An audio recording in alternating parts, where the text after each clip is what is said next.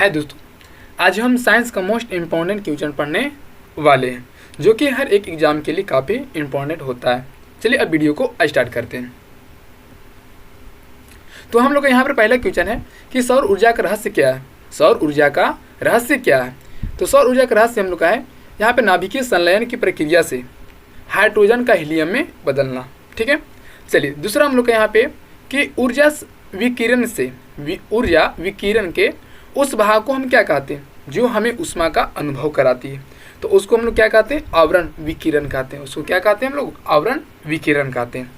चलिए अगला है हम लोग को यहाँ पे कि सौर विकिरण का वह भाग जिसमें हम वस्तुओं को देख पाते हैं वह क्या कहलाता है? सदृश विकिरण या प्रकाश कहलाता है। क्या कहलाता है? सदृश विकिरण या तो फिर प्रकाश कहलाता है। ठीक है, अब इन्हीं की सहायता से हम क्या करते हैं, यानी कि वस्तुओं को देख पाते हैं। चलिए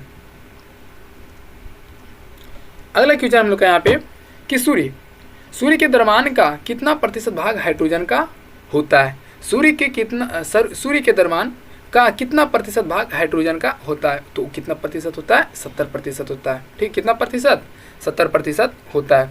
चलिए आगे देखते हैं, यानी कि लिफाफे पर गोंद लगाकर डाक टिकट किस बल के कारण चिपकता है? ठीक है, आसंजक बल के कारण चिपकता है। किस बल के कारण चिपकता है? आसंजक बल के कारण चिपकता है।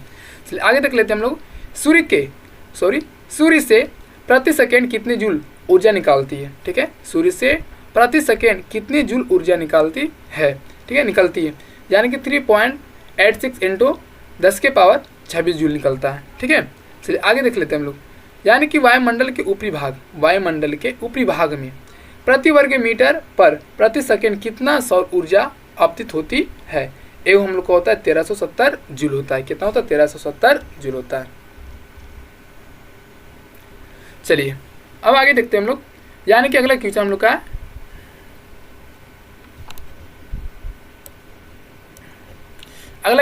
है कि ग्रहों की गति का नियम किसने प्रतिपादित किया? ग्रहों की गति का नियम किसने प्रतिपादित किया? केपलर ने। किसने किया था? केपलर ने प्रतिपादित किया। चौथा नंबर क्वेश्चन अगला क्वेश्चन देखते हैं कि भू अस्थायी उपग्रह कितनी ऊंचाई पर आकर पृथ्वी की परिक्रमण करता है? वो यह है 36,000 किलोमीटर की ऊंचाई पर आकर परिक्रमण करता है। ठीक है, यहाँ पे देखिए लिखा हुआ भू अस्थायी उपग्रह पृथ्वी की परिक्रमा पश्चिम से पूर्व की दिशा में करता है और इसका परिक्रमण काल पृथ्वी के परिक्रमण काल के बराबर होता है। ठीक है, चलिए आगे देखते हैं हम लोग। आगे हम लोग यहाँ पे कि वॉशिंग मशीन का कार्यकारी सिद्धांत किस बल पर आधारित है? वॉशिंग मशीन का कार्यकारी सिद्धांत किस बल पर आधारित है? तो इस क्वेश्चन का सही आंसर हो जाएगा हम लोग का अपकेंद्रीय बल पर वॉशिंग मशीन का कार्य क्या है? वो सिद्धांत आधारित है। यहाँ पे देखिए लिखा हुआ नीचे में, यानी कि दूध से मक्खन निकालने की मशीन भी अपकेंद्रीय बल पर आधारित होता है। चलिए आगे देखते हैं हम लोग यहाँ पे कि साइकिल चलाने वाला मोड़ लेते समय क्यों झुक जाते हैं? जब साइकिल को चलाया जाता है तो वहाँ पे जब मोड़ आता है तो वहाँ पे क्यों झुक जाते हैं? तो वहाँ पे है हम लोग का देखिए, वह झुकता है ताकि गुरुत्वाकेंद्र आधार के अंदर बना रहे और झुकाना उसे गिरने से बचाता है। ठीक है, झुकना क्या जो होता है? उसे गिरने से बचाता है। चलिए आगे देख लेते हैं हम लोग, यानी कि पृथ्वी का सूर्य के चारों ओर चक्कर लगाना किस बल का उदाहरण है? पृथ्वी का सूर्य के चारों ओर चक्कर लगाना किस बल का उदाहरण है? तो इस क्वेश्चन का सही आंसर हो जाएगा हम लोग का अभिकेंद्रीय बल का क्या है? वो उदाहरण है पृथ्वी का सूर्य के चारों ओर चक्कर लगाना। ठीक है, तो अभिकेंद्रीय बल का उदाहरण है। यहाँ पे लिखा हुआ है मौत के कुएं में मोटरसाइकिल चलाना किस बल के कारण क्या संभव होता है? ठीक है, तो अभिकेंद्रीय बल के कारण क्या होता है? वो संभव हो पाता है कि मौत के कुएं में मोटरसाइकिल चलाना। ठीक है, यहाँ पर देखिए लिखा हुआ है एक कि मौत के कुएं में जब मोटरसाइकिल चलाई जाती है तो कुएं की दीवार मोटरसाइकिल पर अंदर की ओर क्रिया बल लगाता है। ठीक है, क्रिया बल लगाता है, जबकि इसकी प्रतिक्रिया बल मोटरसाइकिल द्वारा कुएं की दीवार पर बाहर की ओर क्या करता है? वो कार्य वो करता है। ठीक है,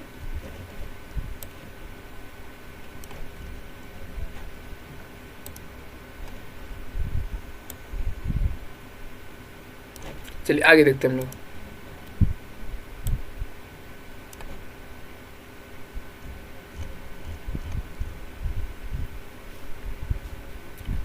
अब देखिए यहाँ पे लिखा हुआ कि अभिकेंद्रीय बल के अन्य उदाहरण क्या है। अभिकेंद्रीय बल के अन्य उदाहरण क्या है?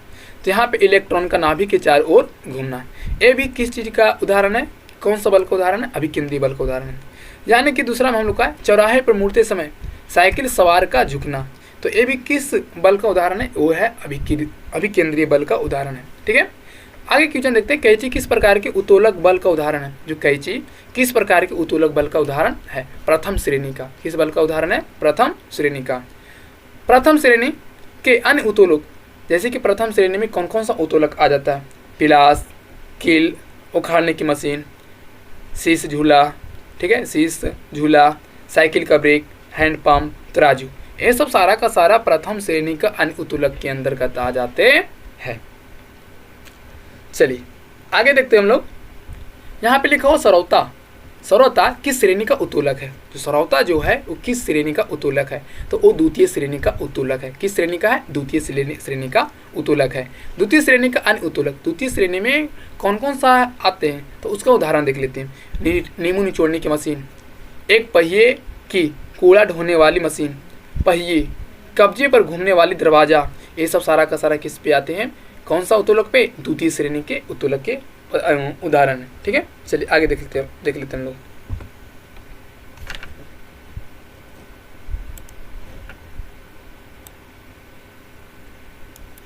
अब देखिए यहाँ पे चिमटा। जो चिमटा है किस श्रेणी का उत्तोलक है? जो चिमटा किस श्रेणी का उत्तोलक है? चिमटा किस श्रेणी का उत्तोलक है? तृतीय श्रेणी का उत्तोलक है। अन्य उत्तोलक किसान बल का, किसान का हल, मनुष्य का हाथ, ये सब किस श्रेणी का उत्तोलक है? तृतीय श्रेणी। ठीक है, चलिए आगे देखते हैं। वहाँ कौन सा बल है जिसके कारण कोई भी पिंड धरती के केंद्र की ओर खींचा चला आता है? तो वो है गुरुत्वा बल। कौन सा है? गुरुत्वा बल। गुरुत्वा बल के कारण ही, यानी कि हाँ, कोई भी पिंड धरती की ओर, धरती के केंद्र की ओर क्या होता है? खींचा चला आता है, गुरुत्वा केंद्र के बल के कारण। यहाँ पे देखिए आगे क्वेश्चन देख लेते हैं।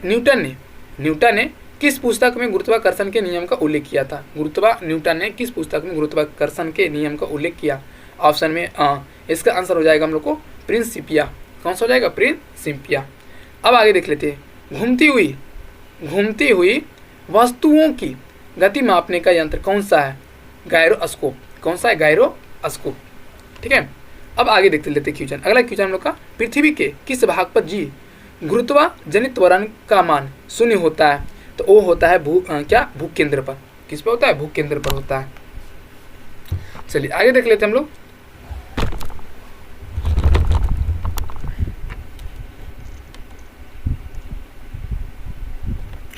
आगे हम लोग का क्वेश्चन है यहाँ पे, पृथ्वी की सतह से ऊपर या नीचे जाने पर जी का मान क्या परिवर्तन होता है? ठीक है, पृथ्वी की सतह से ऊपर या नीचे जाने पर जी का मान में क्या परिवर्तन होता है? तो जी का मान क्या होता है? घटता है। जी का मान क्या होता है? जी का मान घटता है। अगला क्वेश्चन हम लोग का है, पृथ्वी के किस भाग पर जी का मान अधिकतम होता है? पृथ्वी के किस भाग पर जी का मान अधिकतम होता है? ध्रुवों पर होता है। किस पर होता है? ध्रुवों पर। अगला क्वेश्चन हम लोग का है, पृथ्वी के किस भाग पर जी का मान न्यूनतम होता है? तो वो होता है भूमध्य रेखा पर। भूमध्य रेखा पर क्या चीज होता है? जी का मान न्यूनतम होता है। अगर वही बात किया जाए, ध्रुवों पर क्या होता है? जी का मान अधिकतम होता है। और पृथ्वी की घूर्णन गति बढ़ने पर जी का मान पर क्या असर होता है? जी का मान क्या कमेगा। ठीक है, पृथ्वी की घूर्णन गति बढ़ने पर जी का मान क्या होता है? वो अक्सर जी का मान कम हो जाता है। चलिए आगे देख लेते हैं हम लोग। आगे हम लोग यहाँ पर दिया हुआ है, पृथ्वी की घूर्णन गति कमने पर जी के मान पर क्या असर होगा? ठीक है, जी का मान बढ़ेगा। घूर्णन, पृथ्वी का जो घूर्णन गति है, घूर्णन गति कमने पर जी का मान क्या असर पड़ेगा? जी का मान क्या होगा? बढ़ेगा। यदि हम भूमध्य रेखा से ध्रुवों की ओर जाते हैं तो जी का मान में क्या परिवर्तन होगा? बढ़ता है। क्या परिवर्तन होता है? बढ़ता है। ठीक है, जब लिफ्ट ऊपर की ओर जाता है, तब लिफ्ट में स्थित पिंड का भार कैसा प्रतीत होता है? वो बढ़ा हुआ प्रतीत होता है। जब ऊपर जाता है तो बढ़ा हुआ प्रतीत होता है। अगर वही बात किया जाए, तो अगर नीचे की ओर आता है, क्या आता है, जब लिफ्ट नीचे की ओर आता है तब लिफ्ट में स्थित पिंड का भार क्या कैसा प्रतीत होता है, वो घटा हुआ प्रतीत होता है। कैसा प्रतीत होता है, घटा हुआ प्रतीत होता है। चलिए आगे देख लेते हैं हम लोग। आगे हम लोग का है यहाँ पे अगला क्वेश्चन है कि जब लिफ्ट एक समान वेग से ऊपर या नीचे गति करता है तो लिफ्ट में स्थित पिंड पर क्या असर प्रतीत होता है, कोई परिवर्तन नहीं होता। क्या होता है, इसमें कोई परिवर्तन नहीं होता। अगला क्वेश्चन हम लोग का, यदि नीचे उतरते वक्त लिफ्ट की रस्सी टूट जाए तो वहाँ मुक्त पिंड की भांति नीचे गिरती है, तो ऐसी स्थिति में लिफ्ट में स्थित पिंड का भार क्या होगा, तो वहाँ पे हम लोग का क्या जो हो जाता है, शून्य हो जाता है। अगर यानी कि नीचे उतरते वक्त लिफ्ट की रस्सी अगर टूट जाए तो वहाँ पे क्या होता है, यानी कि शून्य उसका भार हो जाता है, पिंड का भार क्या हो जाता है, वो शून्य हो जाता है।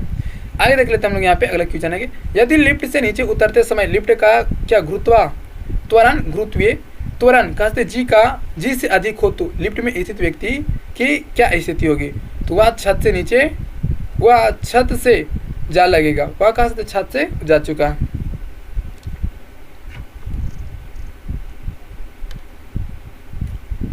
चलिए आगे देखते हैं हम लोग। चाबी वाली घड़ी को चाबी देना किसका उदाहरण है, चाबी वाली घड़ी को चाबी देना किसका उदाहरण है, बल युग्म का उदाहरण है। किसका उदाहरण है, बल युग्म का एक उदाहरण है। चलिए आगे देख लेते हैं हम लोग।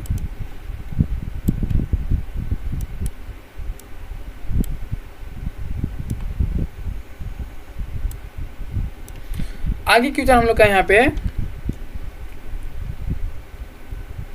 कि एक अंतरिक्ष यात्री पृथ्वी की तुलना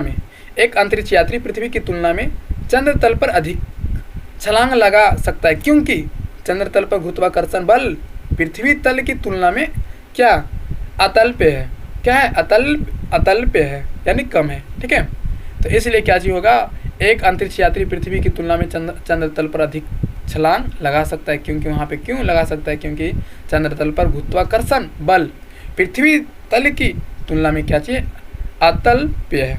चलिए आगे देख लेते हैं। गोलाकार छलों का गुरुत्व केंद्र कहाँ होता है, गोलाकार छलों का गुरुत्व केंद्र कहाँ होता है, छले के अपकेंद्र में होता है, छले के केंद्र में होता है। कहाँ पे होता है, छले के केंद्र में होता है।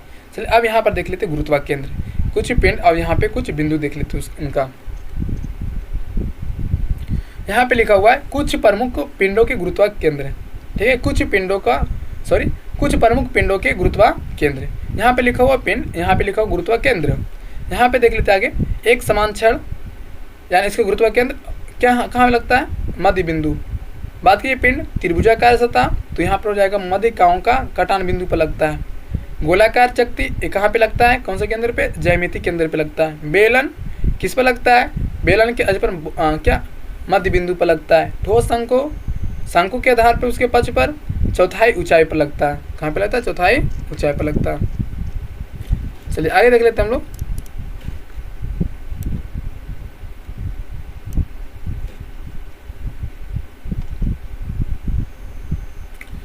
अब बात की आगे, पृथ्वी की गुरुत्वाकर्षण का कितना भाग चंद्रमा के गुरुत्वाकर्षण के सबसे नजदीक है।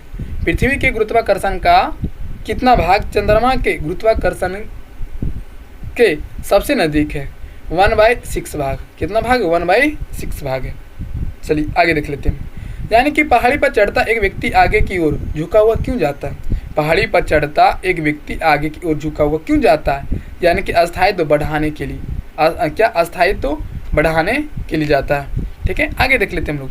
यानी कि पृथ्वी के लिए पलायन वेग का मान कितना होता है। ठीक है, पृथ्वी के लिए पलायन वेग का मान कितना है, 11.2 किलोमीटर प्रति सेकंड होता है। ठीक है, आगे देख लेते हैं हम। यहाँ पर अगर बात की जाए पृथ्वी तल से किसी वस्तु को 11.2 किलोमीटर प्रति सेकंड या इससे अधिक वेग से ऊपर किसी भी दिशा में फेंक दिया जाए तो वह क्या होगा, वस्तु पृथ्वी तल पर वापस नहीं आएगा। क्या चाहिए, वस्तु पृथ्वी तल पर वापस नहीं आएगा। चलिए आगे देख लेते हैं हम लोग। यहाँ पे पेंडुलम घड़ी गर्मी के दिनों में तेज गति हो जाती है, क्यों तेज हो जाता है, क्योंकि लोलक की लंबाई बढ़ जाती है और आवर्तकाल अधिक हो जाता है। ठीक है, क्या चीज होता है, आवर्तकाल अधिक हो जाती है। कोई पेंडुलम घड़ी कोई पेंडुलम घड़ी। यहाँ पर देख लेते उसके बारे में यहाँ पे लिखा हुआ है, धीमी हो जाती है तो जब हम उसे पहाड़ पर लेके जाते हैं तो।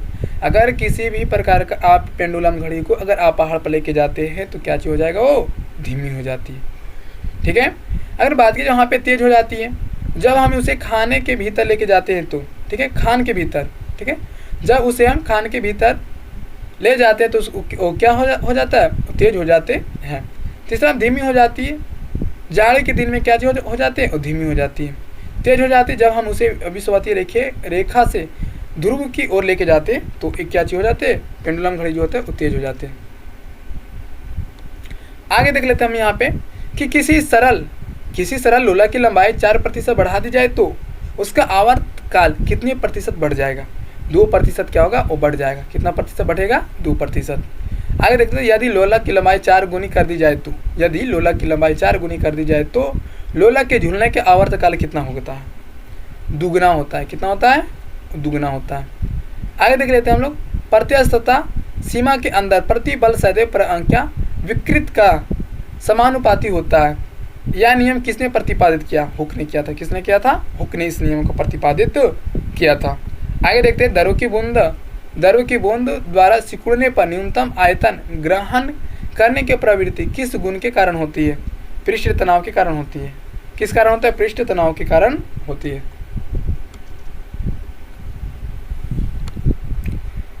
अब देखिए यहाँ पर आगे देखते हैं कि वर्षा की बूंदों के गोलाकार होने का क्या कारण है, पृष्ठ तनाव होता है।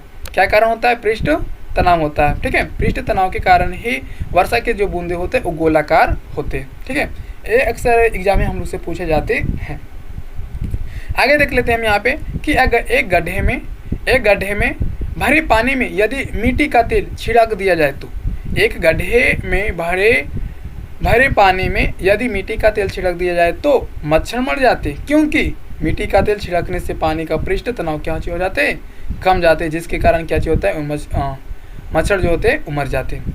आगे देख लेते हैं हम लोग यहाँ पे, किसी सरल लोला की लंबाई 4% बढ़ा दिया जाए तो उसका आवर्तकाल कितना प्रतिशत क्या बढ़ जाएगा, 2% क्या होगा, उसका आवर्तकाल बढ़ जाएगा। कितना प्रतिशत आवर्तकाल बढ़ जाएगा, 2% उसका बढ़ जाएगा। आगे देखते हैं हम लोग यहाँ पे, यदि लोला की लंबाई 4 गुनी कर दी जाए तो, यदि लोला की लंबाई 4 गुनी कर दी जाए तो लोला के झूलने का आवर्तकाल कितना हो जाएगा, दुगना हो जाएगा। कितना हो जाएगा, दुगना हो जाएगा। चलिए आगे देखते हैं हम लोग, यहाँ पे लिखा हुआ कि प्रत्यस्थता सीमा के अंदर प्रतिबल सदैव विकृत का समानुपाती होता है। यह नियम किसने प्रतिपादित किया था, हुक ने। ये नियम किसने प्रतिपादित किया था, हुक ने प्रतिपादित किया था। आगे देखते हैं, द्रव की बूंद द्वारा सिकुड़ने पर न्यूनतम आयतन ग्रहण करने की प्रवृत्ति किस गुण के कारण होती है, वो होता है पृष्ठ तनाव के कारण होता है। किस गुण के कारण होता है, पृष्ठ तनाव। आगे देखते हैं हम लोग, वर्षा की बूंदों के गोलाकार होने का क्या कारण है, वर्षा की बूंदों के गोलाकार होने का क्या कारण है, पृष्ठ तनाव। क्या कारण है हम लोग का, ये पृष्ठ तनाव है। आगे देखते हैं, एक गड्ढे में भरे पानी में यदि मिट्टी का तेल छिड़क दिया जाए तो, एक गड्ढे में भरे पानी में यदि मिट्टी का तेल छिड़क दिया जाए तो मच्छर मर जाते हैं, क्योंकि मिट्टी का तेल छिड़कने से पानी का पृष्ठ तनाव क्या हो जाता है, वो कम हो जाता है।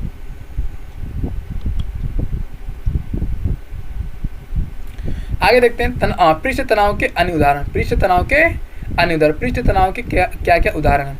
पहला उदाहरण हम लोग का, पानी से भींगे ब्रश के बाल का चिपकना। ठीक है, पानी से भींगे ब्रश के बाल का चिपकना। दूसरा में गरम सूप का स्वादिष्ट लगना। तीसरा में हम लोग को जल के पृष्ठ पर कपूर के टुकड़ों को नाचना। चौथा में हम लोग को चोट लगने पर गर्म पानी से सेकना। पांचवा में हम लोग का यहाँ पे आसान समुद्र में तेल गिराने से जल में क्या स्थिरता लाना। छठा में हम साबुन के प्रयोग से कपड़ा धोना। सातवां में है पतली सुई का पानी पर तैरना। ये सब जो सारा का सारा की चीज़ का उदाहरण हम लोग का पृष्ठ तनाव का उदाहरण। किसका उदाहरण है, पृष्ठ तनाव का उदाहरण। हम लोग से एग्जाम में कभी कभी पूछा जाता है, जैसे में पतली सुई का पानी पर तैरना, ये किसका उदाहरण है, तो ये वो हम लोग का किसका उदाहरण है, पृष्ठ तनाव का उदाहरण है। चलिए आगे देख लेते हैं हम यहाँ पे देखिए लिखा हुआ है कि यहाँ पे आ गया है कि गरम सूप स्वादिष्ट क्यों लगता है। द्रव का पृष्ठ तनाव कम होने के कारण क्या जी होता है, यानी कि वो स्वादिष्ट लगता है। गर्म द्रव का पृष्ठ तनाव कम होता है अतः सूप जीव के ऊपर भागों पर आसानी से फैल जाता है। ठीक है, चलिए आगे देखते हैं। जब द्रव में विद्युत धारा प्रवाहित की जाती है तब द्रव के पृष्ठ तनाव में क्या परिवर्तन होता है, पृष्ठ तनाव घटता है। क्या होता है, पृष्ठ तनाव घटता है। ठीक है, आगे देखते हैं। यहाँ पे लिखा हुआ इसी में कि तेल ग्रीस आदि पृष्ठ तनाव घटाते हैं, तापमान बढ़ने से पृष्ठ तनाव क्या होता है, वो घटता है। ठीक है, चलिए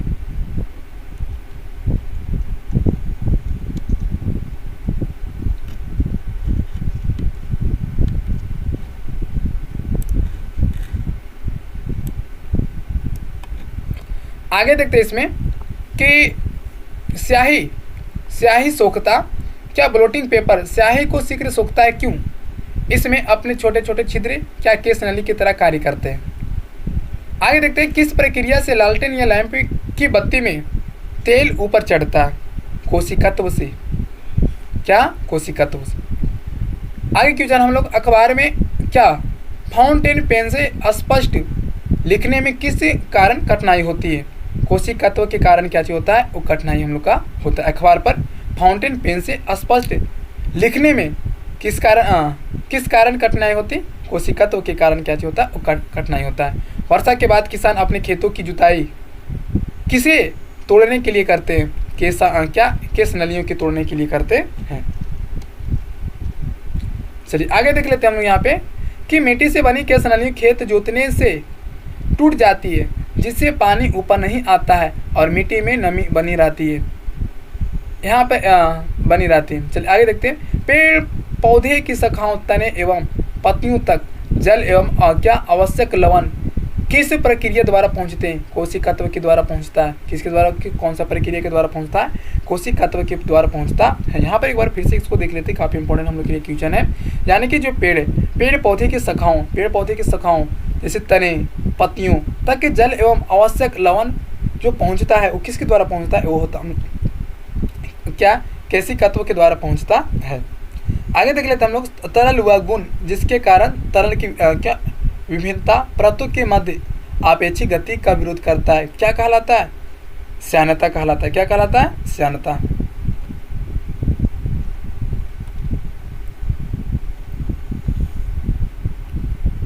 ताप बढ़ने पर गैसों की श्यानता पर क्या प्रभाव पड़ता है, ताप बढ़ने पर गैसों की श्यानता पर क्या प्रभाव पड़ता है, श्यानता बढ़ती है। श्यानता क्या होता है, वो बढ़ती है। ठीक है, आगे देखते हैं। ताप बढ़ने पर द्रवों की श्यानता क्या होता है, घटता है। ताप बढ़ने पर द्रवों की श्यानता घटता है।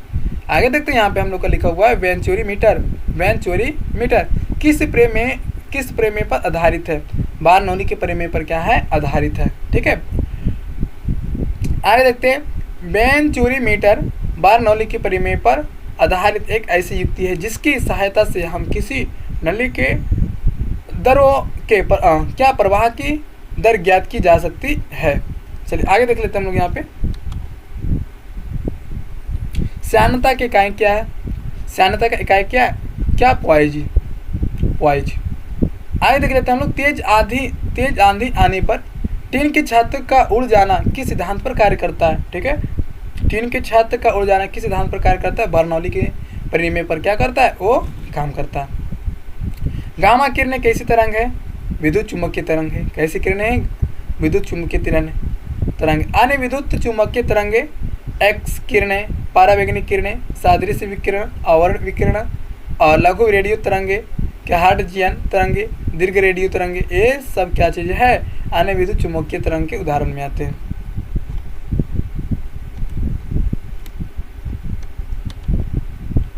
एक लास्ट क्वेश्चन हम लोग का, क्या पाराश्रय तरंगे कैसे तरंगे, अविद्युत चुम्बकीय तरंगे। कैसे तरंगे, अविद्युत चुम्बकीय तरंगे होते हैं।